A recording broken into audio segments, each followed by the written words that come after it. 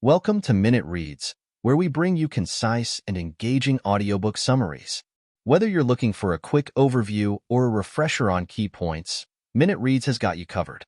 Don't forget to subscribe to our channel for more insightful summaries. Sit back, relax, and let's dive in. Summary of Influence: The Psychology of Persuasion. Introduction: Weapons of Influence. Robert Cialdini begins by exploring the foundational concept of influence and persuasion. He introduces what he calls weapons of influence, psychological tactics that people use, often unknowingly, to persuade others. These tactics work on an almost automatic level, triggering predictable behaviors and responses. Cialdini notes that these tools of persuasion have evolved because they typically help us navigate an increasingly complex world. We rely on mental shortcuts to make decisions efficiently.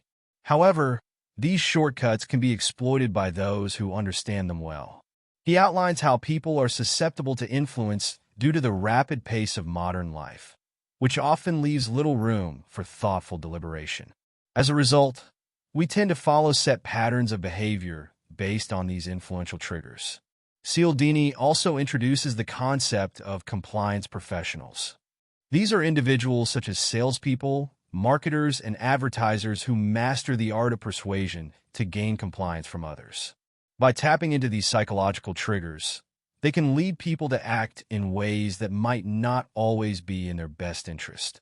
The introduction sets the stage for the rest of the book by highlighting the importance of understanding these weapons to protect ourselves from being unduly influenced.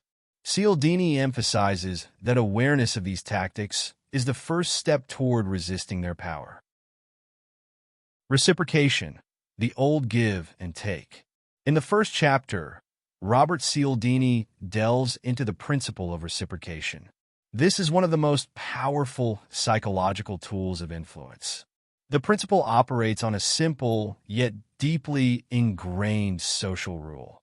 When someone gives us something, we feel obligated to give something in return. Cialdini explains that this rule is nearly universal across cultures because of its critical role in human cooperation and survival. Historically, the act of reciprocating allowed societies to share resources, strengthen bonds, and ensure mutual survival. As a result, we are naturally inclined to repay debts, whether they be favors, gifts, or kind acts. The power of this principle comes from the pressure it exerts on the receiver to repay, even if the initial gift or favor was unsolicited.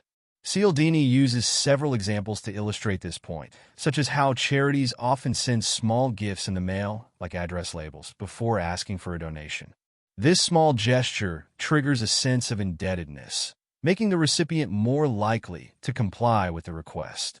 Cialdini also discusses the rejection-then-retreat technique, a strategy where someone makes a large request that is likely to be refused, only to follow it up with a smaller request.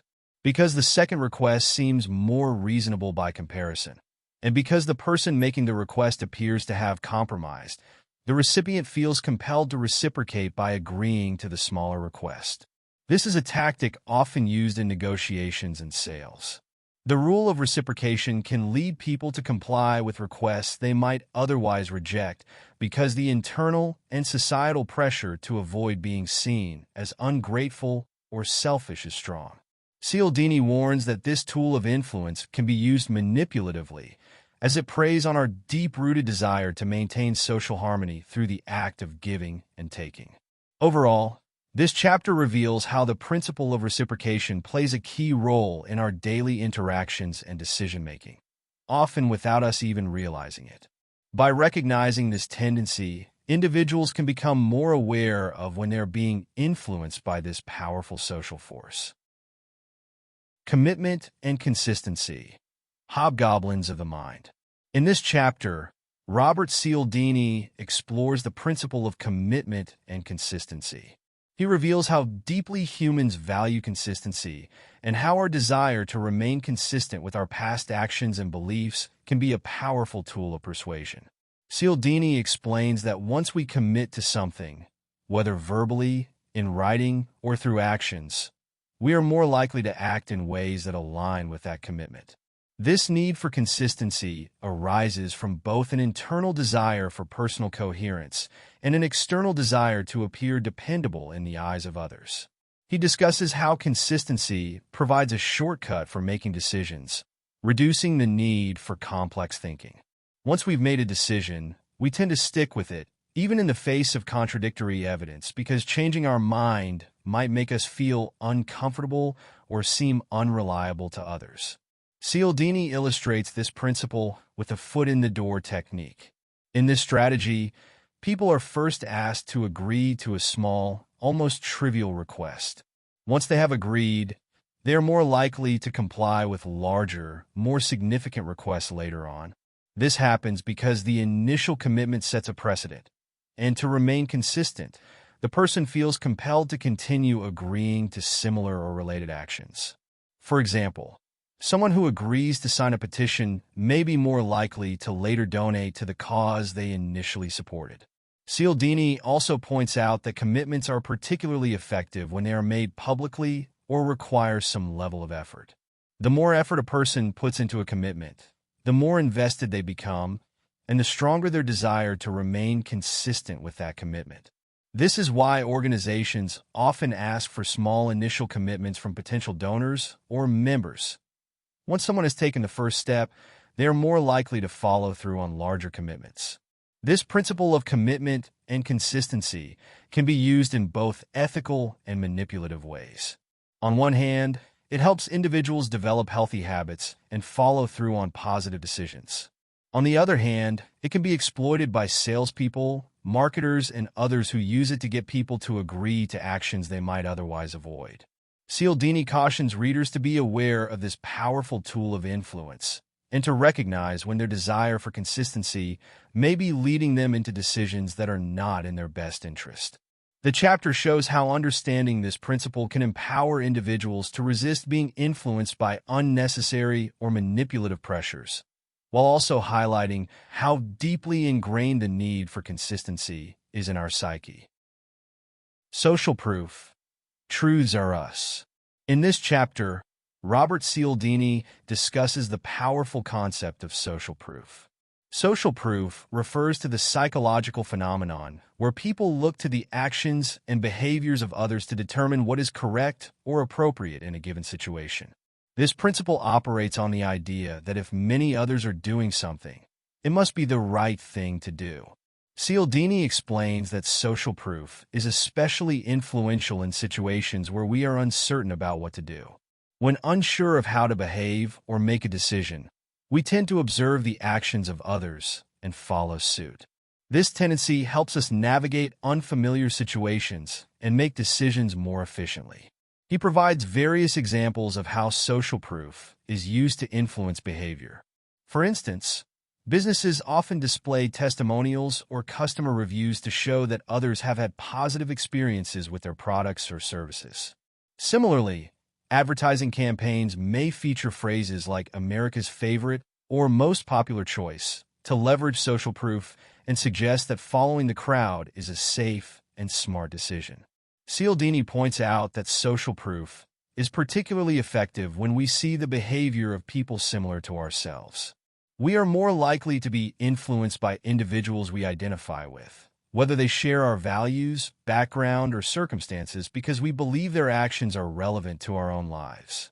One powerful form of social proof that Cialdini highlights is pluralistic ignorance. This occurs when everyone in a group assumes that others have more information or knowledge about a situation, leading to a lack of action or the perpetuation of incorrect behaviors. This is often seen in emergencies when people fail to act because they assume others are handling the situation. As a result, everyone remains passive, despite knowing that action is needed. Cialdini also explores the darker side of social proof, noting that it can be exploited by those seeking to manipulate others. Cult leaders, for example, often create environments where new members are surrounded by people who demonstrate strong belief and commitment to the cause.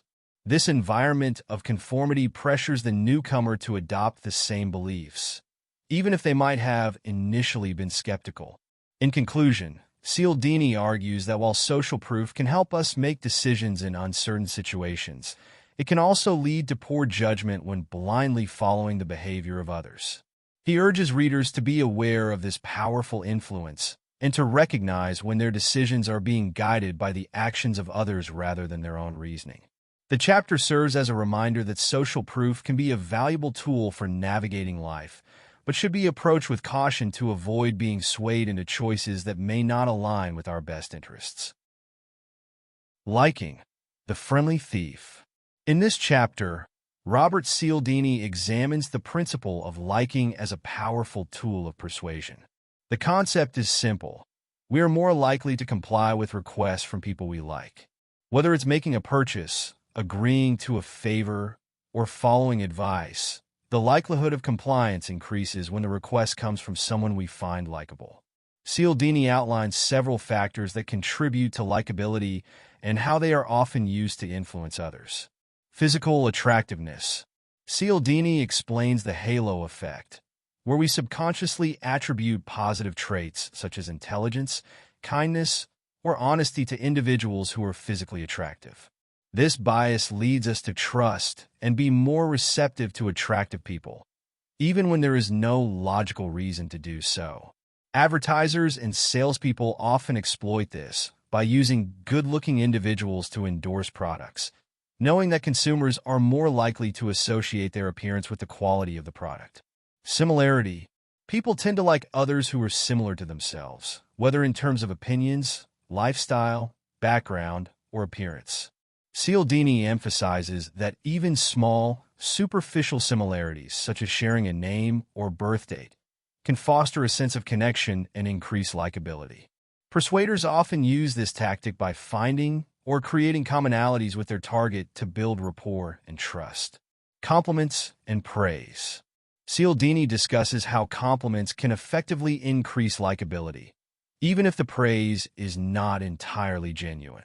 People have a natural desire to feel appreciated and valued, and when someone compliments us, we are more likely to respond positively to them. Persuaders often use flattery to disarm skepticism and make their requests more appealing. Familiarity. Repeated exposure to a person or idea tends to make us more comfortable and likable toward it. This phenomenon, known as the mere exposure effect, explains why repeated advertisements or seeing someone frequently can lead us to develop positive feelings toward them, even without any meaningful interaction. This is why salespeople or marketers often try to establish repeated contact with their audience. Association.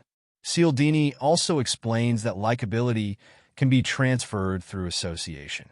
If a person is connected to something we already like, such as a cause, a brand, or a person, we are more likely to extend that positive feeling toward them. This is why celebrity endorsements are so powerful.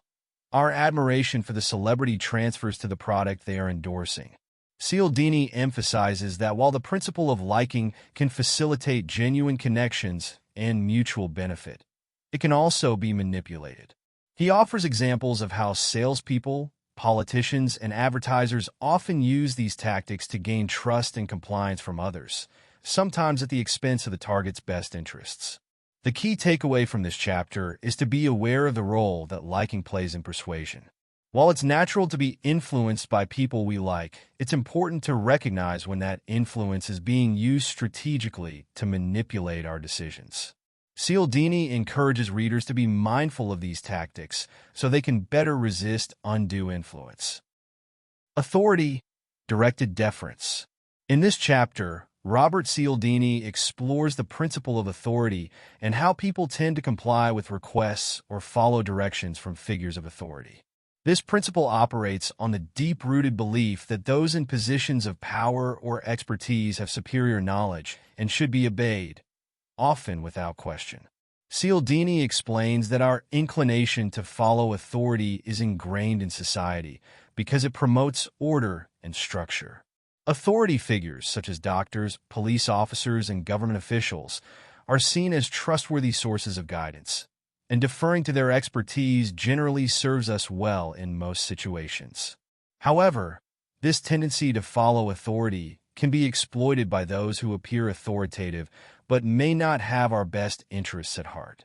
Cialdini identifies several factors that enhance the perception of authority and influence our behavior. Titles and credentials. People tend to comply more readily with requests from individuals who have impressive titles or credentials. For example, people are more likely to follow advice from someone with a title like doctor or professor, even if they know nothing about the person's actual expertise. Cialdini illustrates this with studies showing that people obey orders from individuals wearing uniforms or badges, simply because these symbols suggest authority. Clothing and appearance. Authority can also be signaled through clothing and appearance. Cialdini discusses how individuals dressed in uniforms or formal attire are more likely to gain compliance.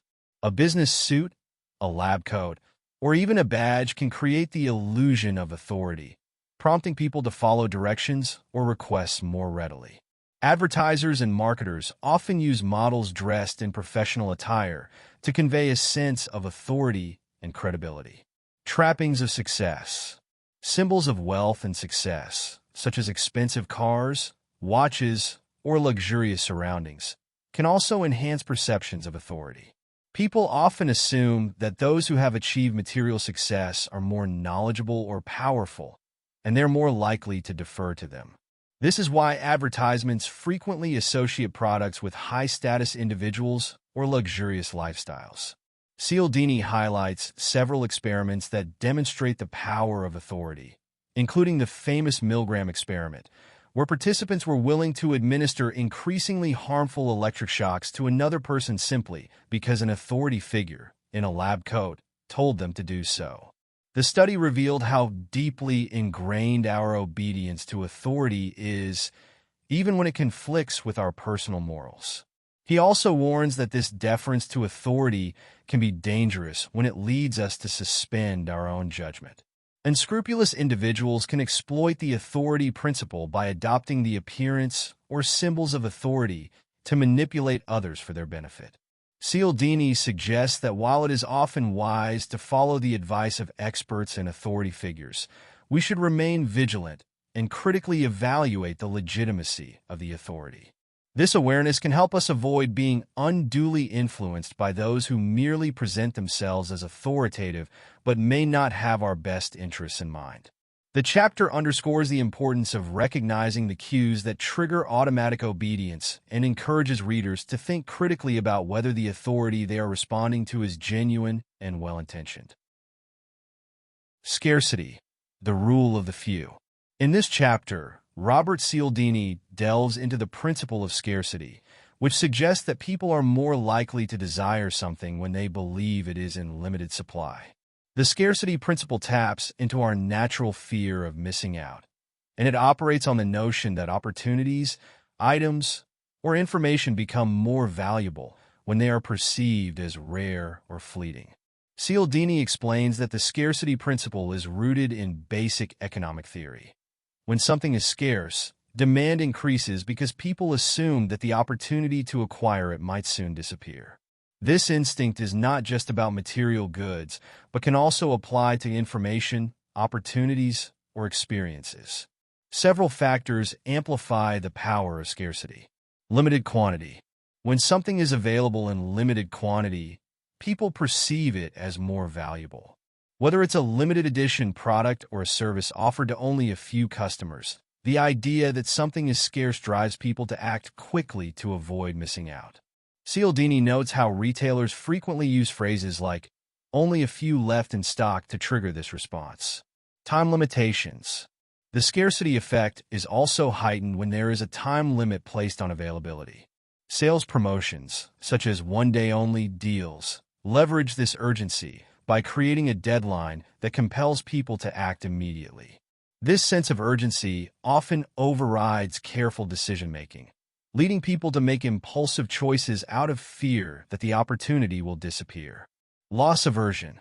Cialdini highlights how the fear of losing something is often more powerful than the desire to gain something. Psychologically, people are more motivated by the idea of avoiding loss than by the prospect of acquiring something new. This is why scarcity-based marketing strategies often emphasize the risk of missing out, rather than the benefits of obtaining the item. One particularly interesting aspect of the scarcity principle is that newly scarce items, those that were once readily available but have recently become limited, tend to generate even more desire.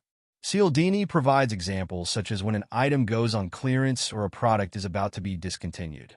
This sudden scarcity triggers a stronger emotional response than items that were always rare, as people feel they are losing access to something they previously took for granted. Cialdini also introduces the idea of exclusive information as a form of scarcity.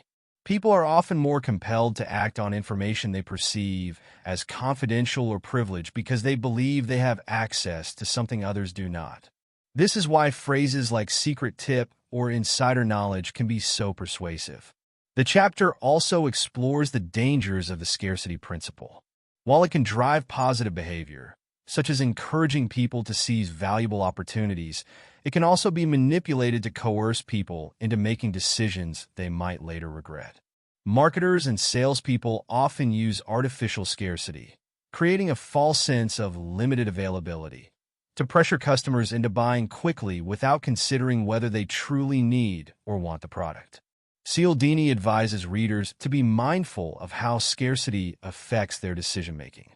He encourages people to recognize when they are being influenced by the fear of missing out and to take a step back to evaluate whether the perceived scarcity is real and whether acting on it is in their best interest.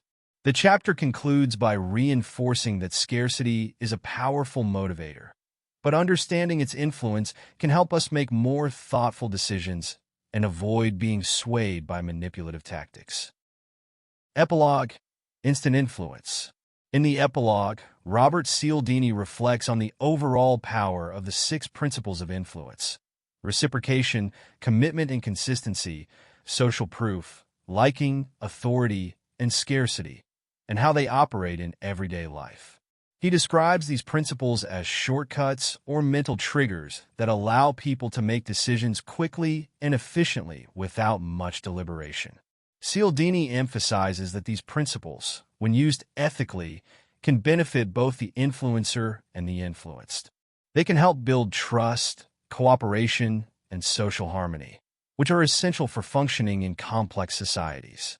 However, he also cautions that these same principles can be used to manipulate and deceive, especially when individuals or organizations exploit them for selfish gain. The title Instant Influence reflects Cialdini's point that these 6 principles work because they tap into automatic responses. People often comply with requests without deep consideration simply because these principles are deeply ingrained in human psychology.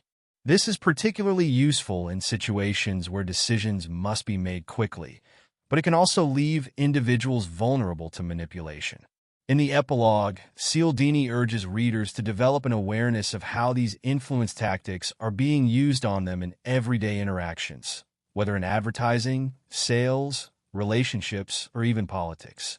By becoming more conscious of these psychological triggers, people can protect themselves from undue influence and make more intentional, informed decisions. At the same time, Cialdini advocates for the responsible use of these principles by those in positions of influence. When used with integrity, the principles of influence can create win-win situations where both parties benefit from the interaction. Cialdini hopes that by understanding how influence works, people can harness these principles to foster positive outcomes while avoiding manipulation. The epilogue serves as both a warning and a call to action. Cialdini's final message is that knowledge of these psychological principles gives individuals the power to make better decisions, resist manipulation, and use influence ethically in their own lives. This closing chapter encapsulates the core idea of the book, that influence is a powerful force that, when understood, can be navigated with greater awareness and responsibility. Afterword: Reflections and Revisions. In the Afterword, Robert Cialdini provides an update on the concepts discussed in the book and reflects on the impact and evolution of his research since its original publication. He addresses how the principles of influence have continued to be relevant and how they have been applied and expanded upon in various contexts. Cialdini discusses several key points in this section. Ongoing research and developments. Cialdini acknowledges that research into the principles of influence has continued to evolve since the book's initial release. New studies have provided deeper insights into how these principles operate and have explored their applications in different settings, from digital marketing to social media. He reflects on how the core principles remain robust, but have been nuanced by newer findings. Ethical considerations. The Afterword revisits the ethical dimensions of using influence tactics. Cialdini emphasizes the importance of applying these principles with integrity and respect for others.